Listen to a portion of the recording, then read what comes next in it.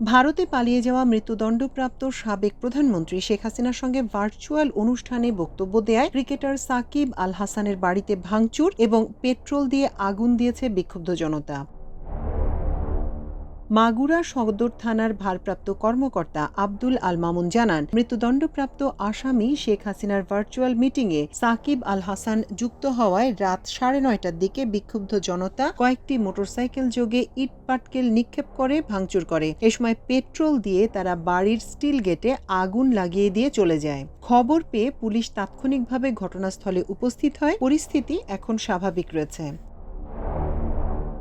আজ বুধবার সন্ধ্যায় নিষিদ্ধ ঘোষিত সংগঠন আওয়ামী লীগের সভাপতি শেখ হাসিনা দিল্লির ফরেন করেসপন্ডেন্টস ক্লাবে ভার্চুয়ালি বক্তব্য দেন। এরপর প্রশ্নোত্তর পর্বেও তিনি অংশ নেন। এ সময় তিনি তার বিভিন্ন ইস্যুতে মতামত তুলে ধরেন। 1.5 ঘণ্টার এই আয়োজন পুরোটা ক্রিকেটার সাকিব আল হাসান তার ফেসবুক পেজ থেকে সরাসরি সম্প্রচার করেন।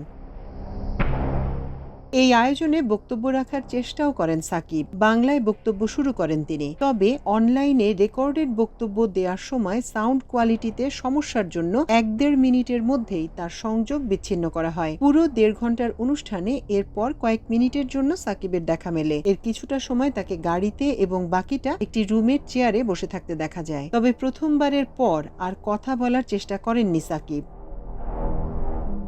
সাকিব বর্তমানে শ্রীলঙ্কার প্রিমিয়ার লিগে খেলার জন্য কলম্বোতে অবস্থান করছেন। তার বক্তব্যের আগে জানানো হয় ওই সময়ও তার খেলা ছিল।